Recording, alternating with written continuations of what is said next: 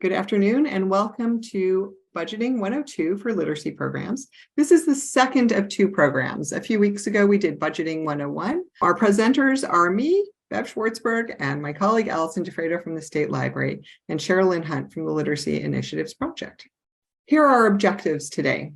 By the end of this short course, your CLLS program administrators will learn skills to support your participation in the budget process, managing a budget, addressing special budget considerations, and applying all of these components to CLLS program budget management.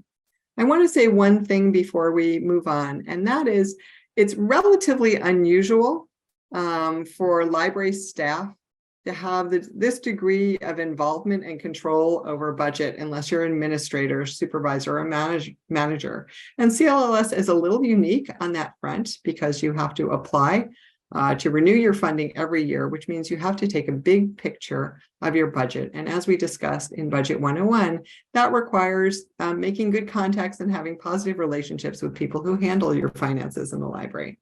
So today we're going to do these elements: participating in the budget process, managing your budget, and addressing special considerations. So for today's agenda, we're going to talk about how do you develop a budget? How can you reverse engineer a budget? How can you increase participation in the budget development process? How do you assign monetary value to a service? How do you address unanticipated funds? And we all know that that can happen.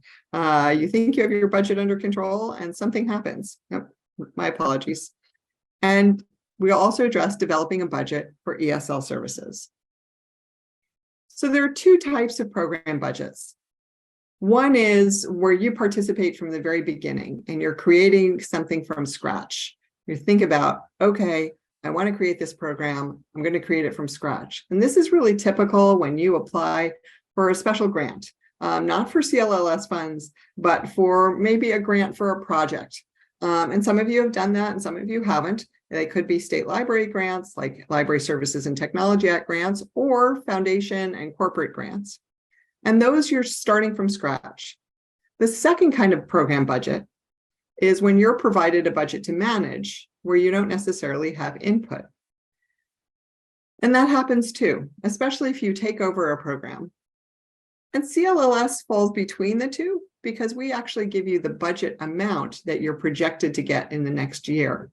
So you are helping to create that budget, and it depends on your library to what degree you participate in that.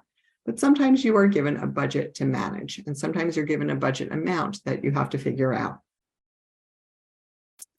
So in a participatory budget, you will provide data and you will provide numbers to the financial staff in your library. And that may be in your building. If you've got administration in your building, it may be within your city or county, depending on who provides that financial support. You're going to provide the information about your services and the dollar numbers to the financial support. And you're also going to provide information about your California Library Literacy Services grant. You're going to have to justify budget increases and request. For example, if you're starting a new service, you may want more materials. If you're moving into more digital literacy, you may be spending more money on technology. If you have more staff, you may have increased budget for staffing. And of course, if staff get scheduled pay increases, you want to put that in there and explain why it's there. You also want to show or explain any anticipated or unanticipated funding. This can come from private sources, additional grants. It can come from CLLS, where sometimes we make funding available that we didn't know was coming down the pike. But you really want to explain what's anticipated. And for CLLS, you guys know what's anticipated when you're filling out your application for the coming year. But you also may realize that you need to participate in the budget process before the CLLS application is due. Typically, we're in the middle of budget season right now. Your library may be developing its budget for the coming year, and you want to find that out. You also want to review the budget prior to adoption to make sure that there haven't been any significant changes. So Allison, to, yeah. oh, thanks, Jeff. So to start off the conversation about like CLLS specific budget process, we thought it'd be helpful to actually start by giving an overview of the CLLS funds claiming process, especially considering there's quite a few folks new to CLLS and those folks who may have started at the beginning or in the middle of the year and haven't gone through this process before. So on CLLS applications and reports, we have our authorized representatives section. And these folks who are identified are those who are able to claim funds, those who are able to certify information, and those who are able to sign reports. For some libraries, this might be the same person, such as your library director. For other libraries, this might be multiple people, either 2 or 3, one for each field. And so it's really important to work with your administrative team to figure out who is the proper person to sign and verify each of these different types of documents, especially the claiming of the funds, because those are the folks that are able to sign and accept funds for your library.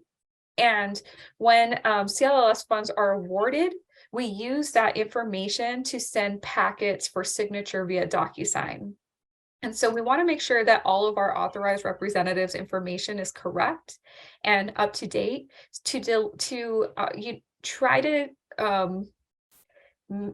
like avoid any delays to signing and completing your DocuSign packets, because those any delay to that final signature on the DocuSign packet ends up pushing out your CLLS award check's actual arrival. And I'll talk about that in a slide or two. And whenever we send out DocuSign packets, literacy coordinators are always CC'd on the packets, but you may not always get that information at the beginning, because since you are copied, and most literacy coordinators are not the signers for these types of documents, you usually get the documents after they have all the signatures have been completed. And it's not, you have to kind of keep an eye out for that, because sometimes DocuSign goes to spam, or it may go to junk, and you may not necessarily see that you have access to those documents that you can save for your records, because they contain important information. But your authorized representatives are the ones that get the initial packet, who have been identified as signers for these various documents that are within that packet. But again, you're always CC'd as coordinators, and any other secondary coordinator is also CC'd, so that everybody who is a part of the program gets these official documents that help later in the process. Next slide, Bev. Yeah, I just wanted to add 2 things. One is DocuSign is relatively new, so we've just started using it systematically in the last year or so. So that is new for some of you who have been around for a long time. So you might have to check those emails and look for them carefully and look to see what you're going to download. And we do also acknowledge that a lot of you do have, processes for accepting funds. And sometimes we do know that that slows things down. So you always want to be able to know about that and track that information. Here's the next slide, Allison. Nancy asked a question in the chat about whether you're able to sign if someone is unavailable, and that's a local decision. Nancy, you would work with your administrative team to figure out who the next best signer is if one of your authorized representatives is unavailable. And so once the DocuSign packet is signed by both of your library's authorized representatives and our state library fiscal representatives, this is when you'll receive the copy of your signed documents for your records. And it's important because those DocuSign packets have really important information that will help you later on, just to have for your records. It tells you your CLLS award amounts. It provides the approved budget or budgets on file for each of your programs: adult literacy, family literacy, and ESL. It gives you the CLLS award number, which is actually referenced on the check. And this is important so that you know that that check is for your CLLS fund, since it's not as obvious as it used to be on the checks, as when the checks arrive and on the actual physical check, or it's also called a warrant in state library language. And they have the library information, such as where the funds will be mailed. So on your claim form, you should be able to see where your actual physical check will be mailed, and then the actual organization name, which is generally the library, but for some folks it might vary depending on who your claimer is. So it's important to save these documents. And if you don't have them, ask, because we do save them on our site as well for our records. And so after all parties have signed, it takes about 10 to 12 weeks for the physical check to be mailed out to the libraries. So the CLLS award documents will contain the claim form with the information about where the check is mailed. And we have that information on file. And once everybody's signed, it'll take about 10 to 12 weeks for you to actually receive that physical check. And for this initial disbursement of funding, 90% of adult literacy services award funds and 100% of family literacy services award funds are sent as one check. So you'll see a bulk amount. And this is actually listed in your DocuSign packet too, because it gives you the amount, the total amount for your first disbursement in the, it's called the award packet section. If you are getting CLLS ESL funds, this will actually be mailed as a separate check, and you should be receiving 100% of your ESL services funds. And then depending on which programs you participate, you might get a second or third check from CLLS, and that'll be the final 10% of your adult literacy services funds. And this is sent after your mid-year report is approved as a second and final check, or third if you also have ESL funds, because that will come as a separate check. And so this is actually coming up because you submitted your mid-year reports and we're working on those. So you should be receiving a DocuSign packet to claim those funds, sign a certification form, and once those are all signed, you'll get the copies as the coordinator, and then we will mail out that final 10% of your adult literacy award. So Allison, let us know, for ESL services, do you get a completely separate DocuSign packet that you should track separately? Yes, actually, sorry about that. You do get a totally separate second DocuSign packet that needs to be completed because adult literacy and family literacy is one funding stream, and we're able to actually send that as a bulk disbursement. ESL is a separate funding stream since it's special funding, and we separate that as a second disbursement, and it does include a second DocuSign packet. So it follows all of these same bullet points here, just as a second separate packet, and the check will come on its own with its own ESL funding. So after the 12th week, if funds haven't arrived, please double check with your authorized representatives that the check or checks haven't arrived. If they haven't received the checks either, that's when you reach out to us, because we can issue a new check. It does extend the process of receiving your actual funding. So you want to make sure to triple check when possible about whether your checks have arrived or not, because once we go through the process of asking for a new check, if the check does arrive and we go through that process, you can't cash it, because you're working directly with the state controller's office at that point to issue another check, and you want to avoid any issues by cashing the original check if it arrives later. So you want to and it also creates a delay in funding, again, additional possible 10 to 12 weeks. So you just want to double check and triple check that nobody's received your CLLS funding in other departments, or mistakenly have mistakenly cashed the check into a different funding, all of those things. And I think we touch on that a little bit later. Yeah, and I do want to say this is why exactly what Allison had said. Keep a copy of your DocuSign packet. Please note the warrant number. The checks are not as clearly identified as they used to be.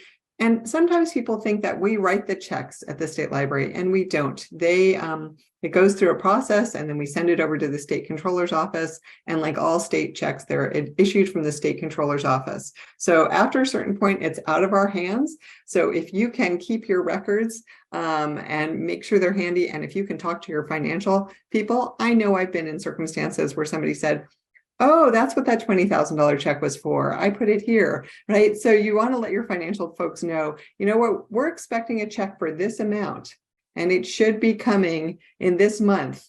And so you are actually doing some proactive stuff to make sure the check gets tracked and deposited in the right place. We know there's been a lot of trouble in the past year, so we would love to help you be proactive and make sure you get those payments.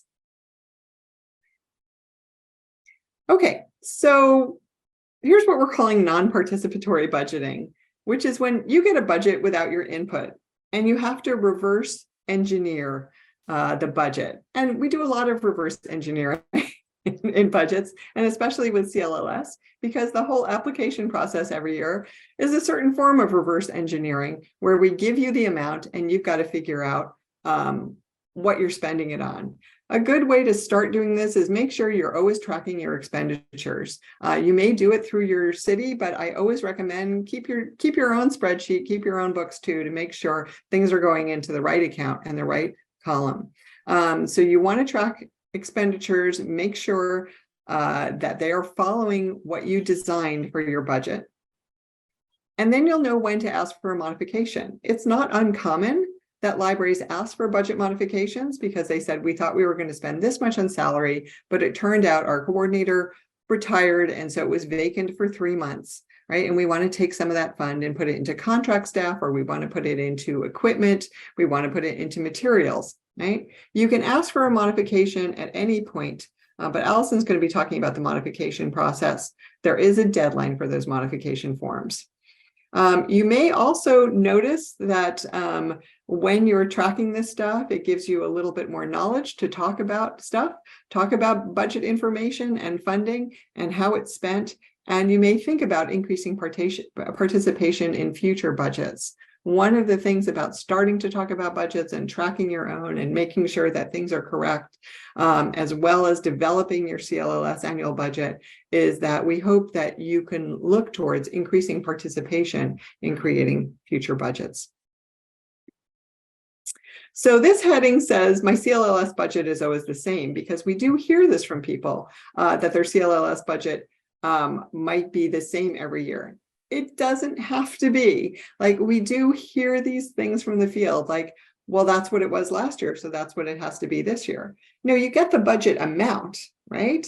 We tell you how much, but we don't tell you what categories you have to spend it in. So if you want to change the categories between, salaries and wages to contract staff, or between contract staff and equipment and materials, or operations expense, or library literacy materials, you can change that, right? So your CLLS budget doesn't always have to be the same, but ask yourself these questions every year when you're developing the budget. Is the CLLS funding our only funding? It shouldn't be, unless you're a program in your first 3 years, or is it part of a larger budget? So there are 2 ways to look at this. One is, what's your local matching funds? And we do ask all of you to report on this and include it in your budget. But you may also want to think about, is your project or your program part of a larger budget? For example, does your library have an adult education budget and CLLS is just one part of it? So you want to ask those questions and see where the money is going. You also want to ask the basic question, is the budget working, right? Did you have enough to spend on what you needed than previous year? Or did you need less in a certain area? Did you wind up with a surplus in one area that became more complicated? So is it working? Is it time to change? You don't have to stick with the previous year's budget. You can create a new budget every year. So think about adjusting your CLLS budget to support new or changing program needs, to adjust to reality. I know that during the pandemic, Many of us changed from having the ways that we typically spent on our programs. We had a lot more technology expenses. People were buying small equipment. People were buying hotspots and data plans. They were getting training. Maybe they hired contract staff to do some technology. So if you have new or changing program needs, does your budget address it? Can I mention something, Bev, about counting Absolutely. opinions? When Mhm. you're working with counting opinions, you may notice, like, for example, when you start filling out your 23-24 CLLS continuing library application, that counting opinions might throw an error if you try to allocate funding in new places, like new line items. For example, maybe you've never included indirect before. And that's just a function of counting opinions. It doesn't mean that you can't reallocate funding to new line items, or increase funding to certain line items. It just means that you're going to have to explain the change for counting opinions because it does an edit check. So just to clear that, you'd have to include a little note next to the the funding that's changed, and that should tell counting opinions, like, it's all right, I've already you've explained it, and now you can verify your report, and you shouldn't, or application in this case, and you shouldn't have any issues submitting that application. But it's just a strange function on counting opinion side, and because you're always able to adjust your budget to fit your upcoming year, but just sometimes it just wants an explanation for you to clear that. And also, please let us know if you encounter a challenge. I heard from a library yesterday. I'm like, oh, I hadn't heard about that one before. Because if you encounter it, it's likely that someone else is encountering it, and then we'll be able to come up with a solution we can share with everyone. Okay, so I'm going to turn it over to our colleague Sherilyn Hunt. Hello, you guys. So what is the service worth in your budget? Your services should always be tied to what the goals of your organization are. And if you haven't tied your services to what those goals are, you've just continually been providing services because you've always provided them that way, or you haven't ever looked at what those goals are. It's always worth taking the time to look at what your library's mission, vision, and goals are, and then make sure that if you're a division of several people, to sit down and have a meeting to actually talk about what your goals are for your literacy program, so that it ensures that you're focusing the work, and that, because oftentimes we're dealing with a limited amount of dollars, that we're really putting those dollars to where they're going to have the most impact. So if the goal in your program is to ensure that you have enough tutors to meet the needs of all of the students that you have on a waiting list, or to meet the interim needs of your students that may be on a waiting list because you have just a certain number of tutors, then you're going to want to make sure that you have some budget set aside to do some tutor marketing and recruitment. And you're also going to want to make sure that maybe you have some budget available to have some programs that your students can work on while they're waiting. Maybe it's a tablet with a program, or a different thing. But you don't want to just keep providing. It's kind of like changing your budget that Bev talked about in the other slide. Make sure that the funds that you have are going to the services that you want to provide. And then those services should have an impact, and they should be measurable. And I know that looking at the services that you're providing and then trying to figure out how to measure those sometimes can seem very, very daunting. But it doesn't have to be.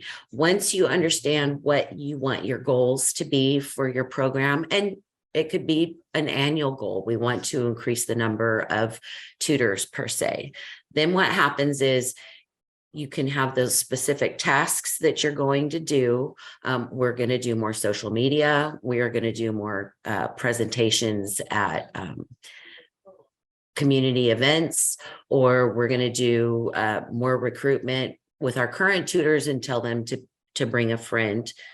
Then now that you know what those 3 things that you're going to do related to that, you can actually measure, okay, were those impactful, by asking new tutors that come in for that year. Did you hear about us from social media? Did you hear about us from a friend who was already a tutor in our program? Or did you see our information that we had posted in the library? And that will tell you if that's been an effective use of your funding.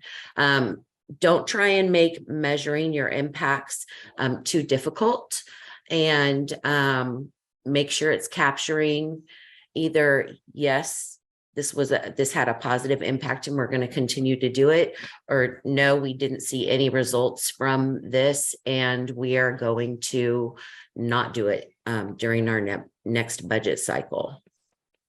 Yeah, that's great, Sherilyn. You know, a lot of times we do think about impact because of anecdotes, and people give us anecdotal information. And it's good to listen to those things and value them, but also test to see how widespread the impacts are.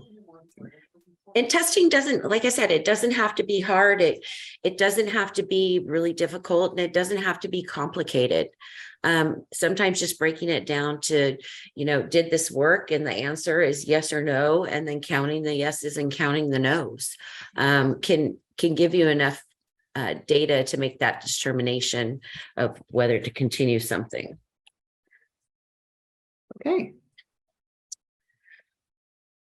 So assigning monetary value to a service.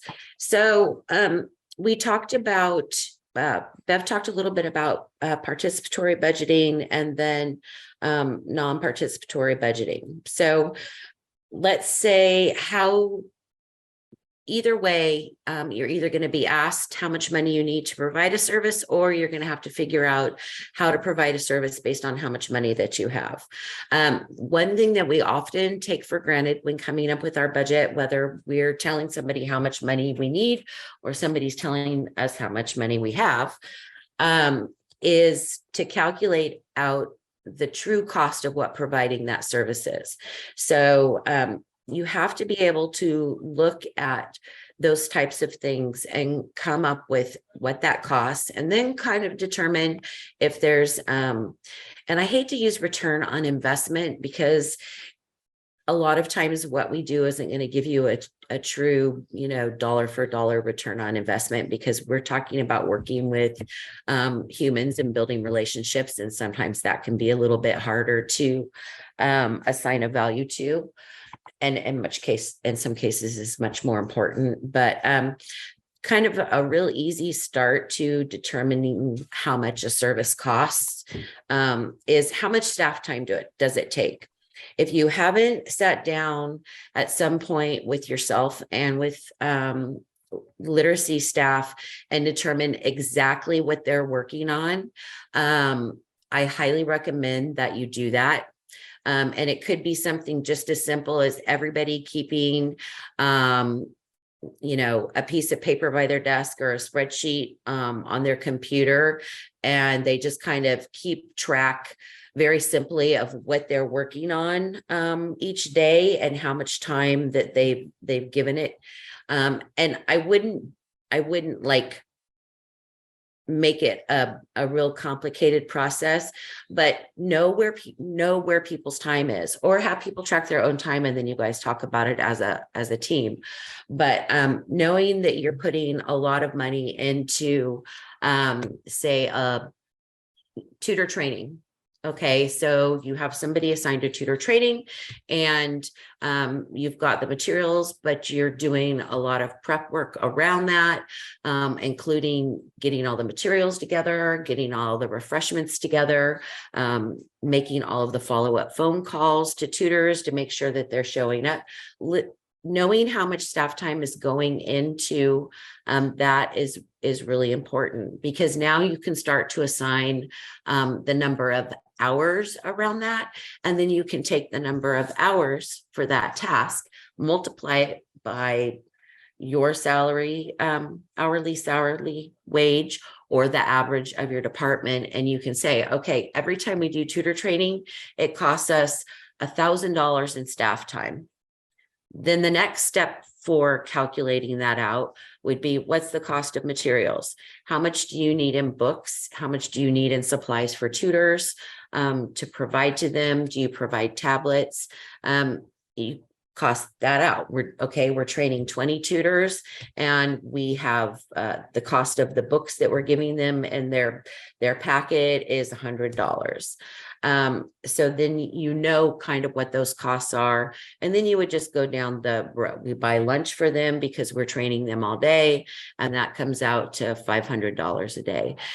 Knowing what the service costs when you're providing it, then you have those numbers that if somebody says, we need to do a modification, or we need to ask for more money, now you have numbers surrounding a specific program task that you're doing that says every tutor training costs this much money. It doesn't have to be exact down to the penny, but you know that if you want to add a tutor training now, that this is about how much it costs. And if you start doing that with each thing in your program, you'll see at the end, oh, this is why we always don't have enough funds at the end for materials, because we've done 6 tutor trainings, we've done 2 book clubs, and we're always spending the money in that line item.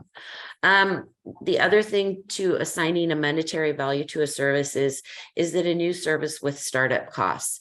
So a lot of times we'll say, oh, we really want to start doing a program. We want to put literacy computers in the library, and something like that, there's going to be some startup costs because you're going to have to buy the computers initially. The next year, the cost that you're going to have related to those computers may only be renewing the software license. You'll see startup costs often listed in grant applications that you're putting there. When people start talking about okay, how much realistically, your ESL funding was a perfect example. If you applied for ESL funding, you went through and you did the assessment that Bev and Allison sent out to you, and then you figured out, here are the things that you wanted to do. Part of the startup cost related to doing ESL was the cost of doing all of those assessments and collecting all of that data and information. And a lot of times we tend to say, oh, we're just gonna, put the answers down here. Collecting that information up front as part of your startup costs can help save you money down the road. And that's why it's important to think about whether it's a new service with startup costs. And then will it impact a current service or program?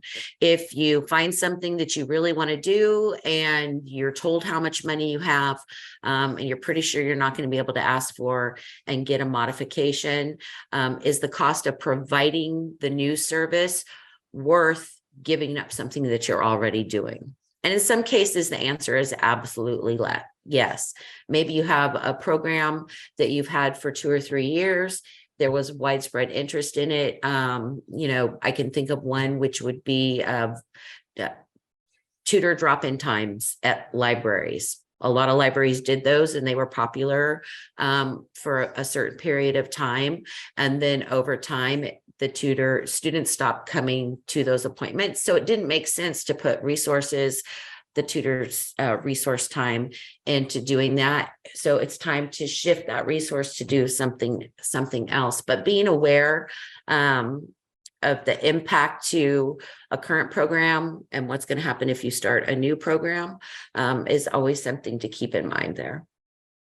Yeah, Sherilyn, I just want to point out how this circles back to things we talked about in Budget 101. And you're thinking about staff time, especially if you have someone who works 24 hours a week and you want to add 32 hours a week, you have to make sure you include the fully burdened staff time for that. So all the things we talked about last time, that you make sure that you really reflect the true cost.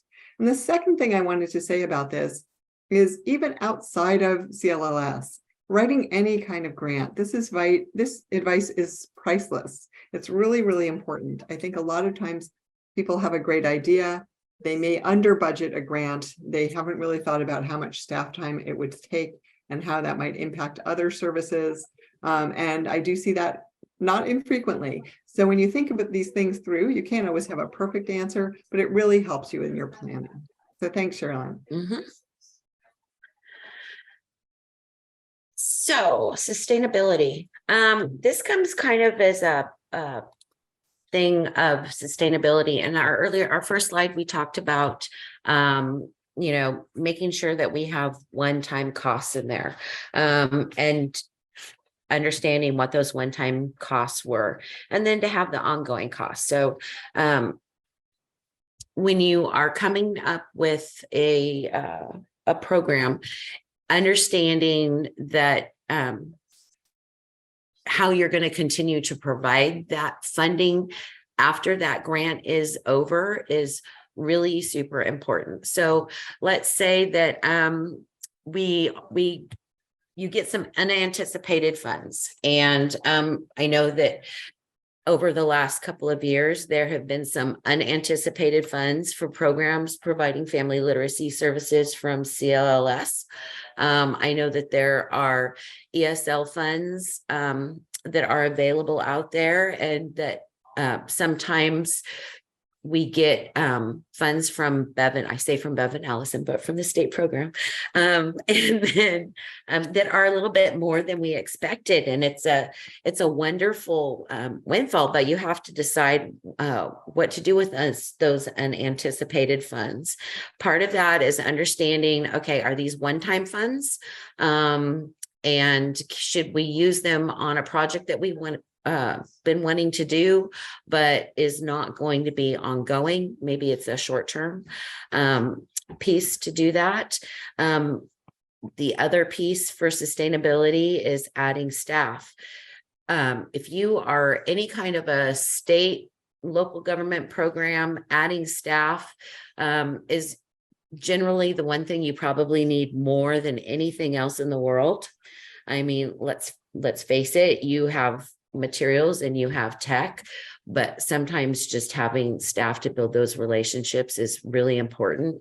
And it can be hard to add staff when you are working with an agency that has a long hiring process, or that it's difficult to get in there, or maybe you've gotten one-time budget funds and it's only going to support somebody for the next 1 or 2 fiscal years. You don't want to hire it's really hard to hire somebody and say, okay, this is a 2-year limited position. You can do it, but there's a lot of paperwork that comes with that. So thinking about sustaining your program on the staff that you have,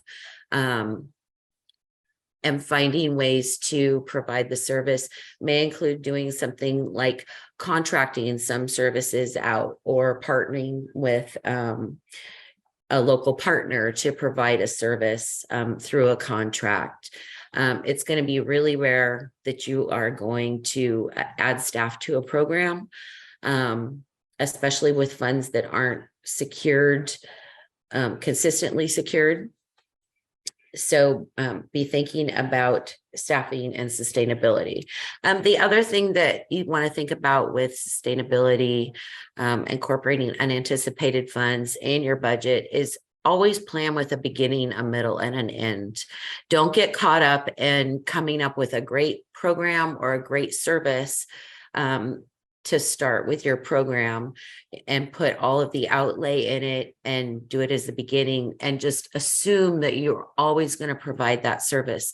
Plans should always have, even if it's unwritten, it should at least be spoken about in your team or in the plan development, that we're going to start this plan. Here's what we think the middle is going to look like. And at what point do we end the program? And when the number of attendees drops before a certain number, when we find out that we've surveyed our students and they're no longer finding it as effective, when new technologies come into place. I think that that was one of the nice, I guess there is a nice thing that came out of COVID, is that a lot of us had an opportunity to look at the services that we were providing and the programs that we were providing. And we were forced to make decisions based on, okay, this was what we planned for, but it got really changed in the middle. And now looking at how things have changed, it's time to end this program, or we know that we're going to wrap it up and start something new because there's new technology available, or we've changed the way that we're doing work. But your plans should always have a beginning, a middle, and the end. It's great to dream about a service, but think about what that service is also going to look like when it's over, or when it's time to call being done on that service and not provide the service anymore. And it's okay to stop a service. We get so caught up in trying to make something successful that sometimes we keep things around longer than we probably should. And that's not benefiting your program or your students. Yeah, and a lot of times changes are put upon us. And so, for example, a lot of you are doing training a lot differently than you did 5 years ago because of the pandemic, and you found something else and you may not be going back. So sometimes it's anticipated, sometimes unanticipated, but these are great questions to ask.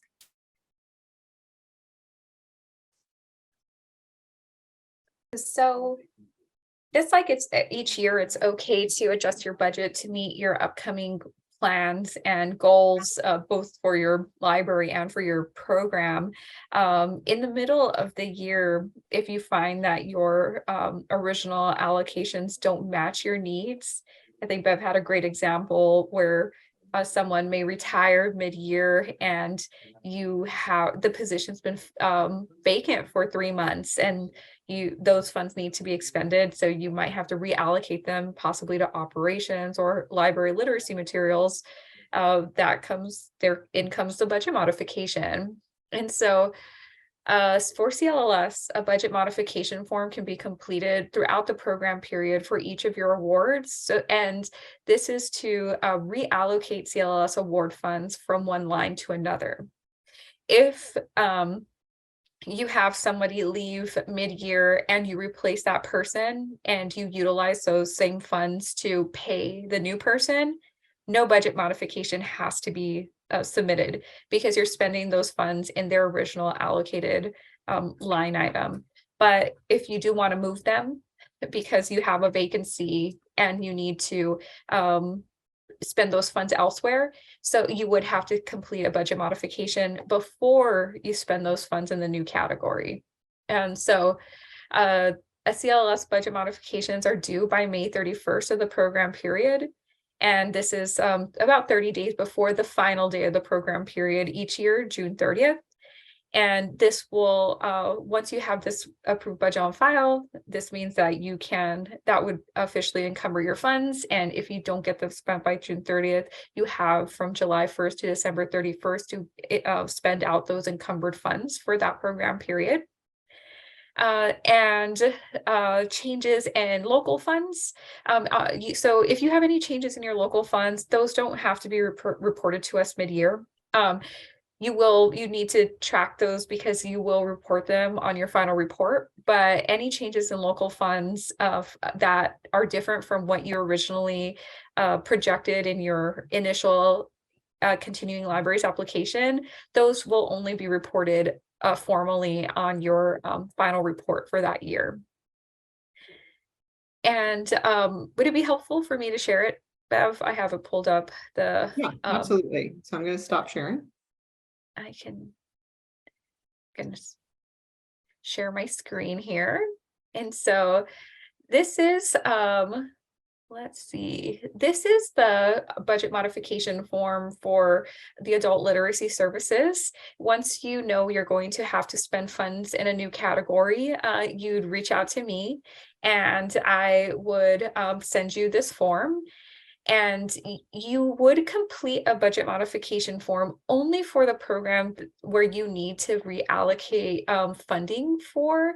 If no changes need to be made to your family literacy program or your ESL programs budgets, you don't have to complete a budget modification form for that. So on this form, you have a budget modification form for your adult literacy services.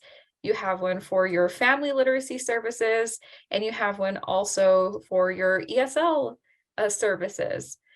And on this form, you have, you'll select your library jurisdiction. It's a drop-down menu. You'd select your library. You'd select the fiscal year that you are changing your budget for. So we'll say this is for the current fiscal year, 22-23. And then you have this here that is indicating your budget modification number. So what number, how many budget modifications have you submitted prior to this? And what number would this request be? Let's just say this will be our first one. And so after you complete the section number 1, the next section is the financial section. And I have all of these little notes everywhere to help hopefully guide you as you're filling out the modification, but you're always welcome to reach out to me if you have any questions. And so on section 2 for the financial section, this is the actual budget modification, the actual budget portion of this form. And so the first column is the budget categories that align with our CLLS budget categories. Then we have the second column here, that's your current budget.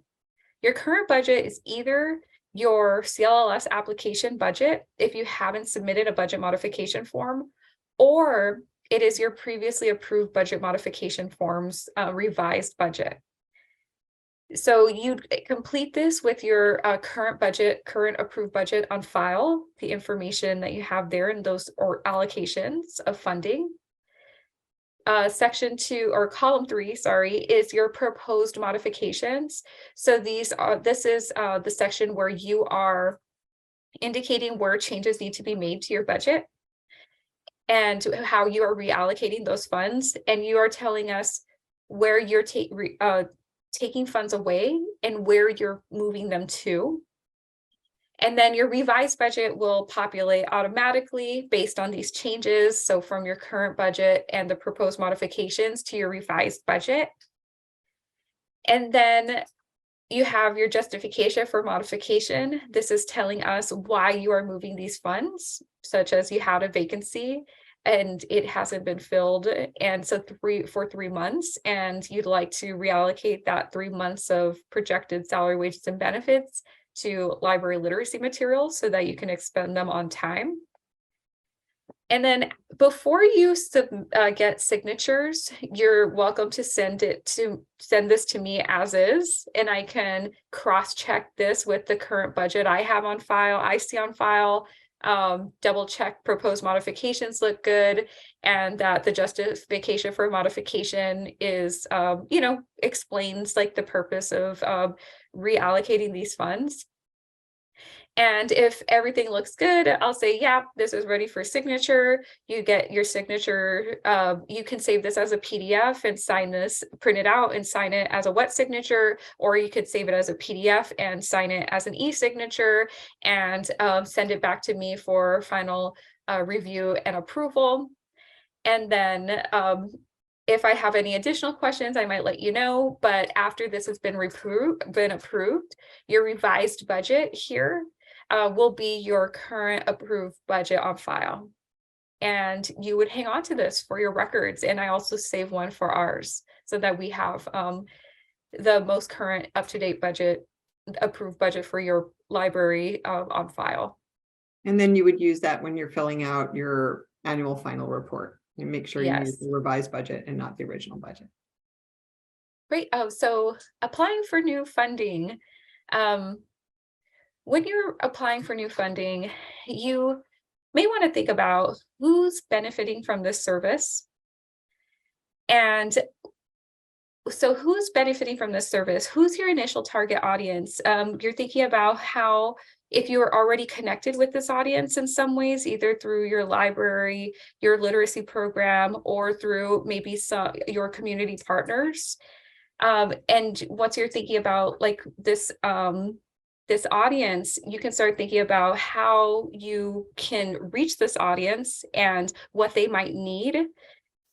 Then you think about what is the plan and what will the funds be spent on. So once you identify your audience, what they might need, develop programs and ideas that might meet this need, you know, obviously by working with your all of the assets that you can rely on to be able to determine what might be the best way to approach and serve your intended audience. What kind of funds do you need to provide this program? Sherilyn touched on, you know, staffing. Staffing is one of the primary costs for most programs. Then operations, you know, what you need to run this program, including printing, mileage, professional development, and trainings, and all of those things that you might need to serve this community and in the ways that you would like to. And then you might think about materials, like what types of materials do you need to help fulfill this need? And then you might want to think about small equipment, like, are you going to need any types of devices to serve this community? Is it happening in-house at the library? Is it happening out in the community? Is it happening with the community partner? What types of equipment are you going to need to successfully serve this community? And then when will the funds be spent? So this is important because, again, we're talking about encumbrance deadlines and filling out budget modification forms. And then you have the program period when the program period ends, June 30th of each year. So thinking about when the funds need to be spent by and how much money you need within that period. And I think I touched on this, but where will the services be provided? Because that's going to indicate how much additional resources you're going to need to make these services mobile, or if you hold them in-house, like where you're going to store them. I guess that's true if they're mobile as well. Storage is a huge aspect, especially for programs like family literacy, where you need a lot of storage space for your different types of materials, but also for any community programs where you have to go outdoors and have to be able to transport these things. And then how is your service provided? So are you providing them in-house? Are you contracting with an individual or other agency? Or are you partnering with people in your community to be able to provide this? And this is also going to determine what types of resources you're going to need and how you might be able to make sure that this program is going to be successful. And so ESL funds, I'm going to go through these sections pretty quickly, and I'm happy to stay on because I want to get to the budget, the CLLS 3-year budget or funding request form. We've covered how to apply for ESL funds. Just remember that there's 2 applications. If you're a new library applicant applying for round 3, you're filling out the ESL application for 23-24. And again, you have your second document, the CLLS ESL 3-year funding request form. And if you're a returning library continuing your CLLS ESL funds because you've already been awarded funding, you have your application, the ESL continuing libraries application. And again, you have your second form, the CLLS ESL 3-year funding request form. The first application is due on counting opinions. The second additional external form is an Excel sheet that you'll be emailing to me and Bev. Next slide, Bev. So ESL funds, you can use them to start your services. And this could become like starting from scratch. And you'd like to start offering ESL services in your community because you've identified a need by doing your research, working with community partners and listening to your learners. Or you can use these funds to increase your services, such as if you're already offering a conversation club, you have a long wait list and you want to use ESL fundings to expand and increase these services to meet the need in your community. So you could use these for 2 parts. And also, it's not here, but you can use these funds for planning. You can plan out and use funds to pay for a planning period so that you're preparing sufficiently for either to start this service or to increase these services. Next slide. And so ESL funds can be used for contracting out your services with individuals or other community organizations that might be able to provide these services for you in your community. And you can also use ESL funds to work with a community partner so that you work together to be able to provide services in the community. You may have resources, they may have access to the specific audience you'd like to reach. And so you can use ESL funds to help, bridge this gap and fill this need. And then our 3-year funding request form, this is, again, the external document you'll be submitting to me separately. It's going to capture your funding request for 2023-24. So this is going to be a duplicate budget from your 23-24 ESL application and counting opinions. On this funding request form, you're going to have a duplicate budget, and then 2024-2025 you're going to plug in your funding request for that. 2025-2026, you're going to be plugging in your request for that period. And I'll actually stop here so that I can pull up this form. So here, this is what another image of our CLLS ESL 3-year funding request form. Again, it's an external document, so this is not being submitted through Counting Opinions. You're going to email this to me. And your 23-24 proposed ESL budget is going to be a duplicate budget of what you end up submitting on Counting Opinions. It should match exactly. This is going to help minimize any back and forth we would have to go through to make sure we have the right budget that we're using. And this is the one we'll be pulling from. And so once you're planning for 23-24, if you already offer ESL services, I think you can take a look at your current budget and see where you expect the program to go next year. And you try to reallocate funds where you think you might see an increase. You can try to identify any type foreseeable growth and plug in an increase for that. Maybe increase, plan for increases in salaries and benefits, because those often happen yearly, and you can speak with your financial team to see what types of numbers they use as they're constructing budgets to plan for those types of increases in salaries and benefits.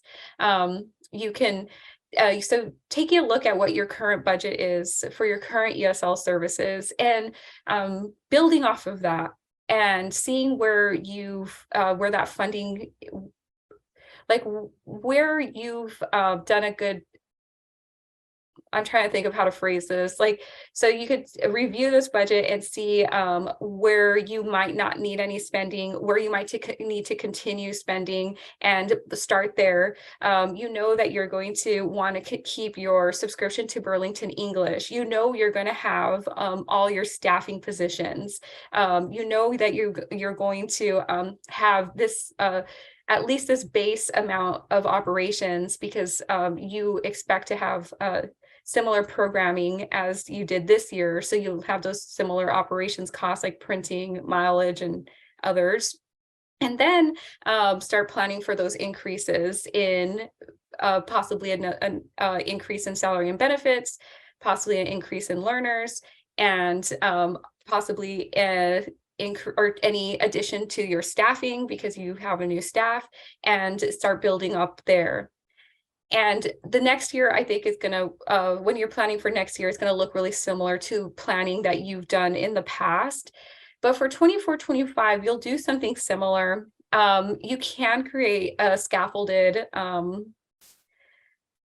projection. So let's say you expect to have you expect in 23-24 to have maybe 50 more ESL learners, and based on what you've seen this year, you can expect an additional 50%. So you can kind of start building some scaffolded projections into each year.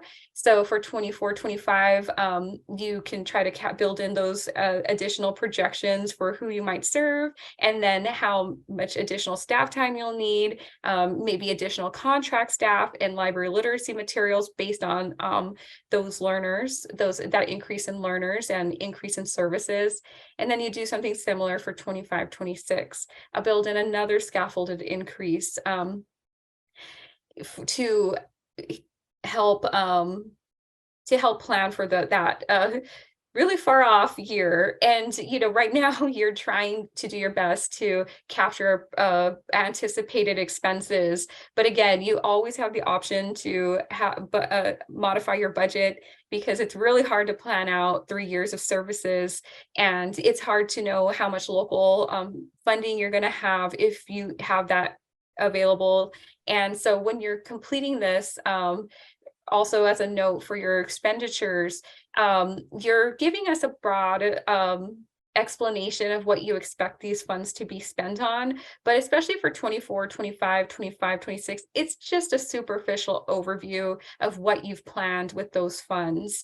And how you're coming up with these numbers in this increase. You can use your what you've been seeing also with adult literacy, if you don't have ESL services, to help construct your budget, like how many learners are you serving, what do your library literacy materials look like, what do your operations costs look like to serve this amount of learners, do you foresee a similar amount of learners being served for ESL, do you foresee an increase in learners for ESL, and you may be able to plan for that and using your base adult literacy as a starting point, and then keeping in mind that ESL materials are often quite more expensive than adult literacy materials.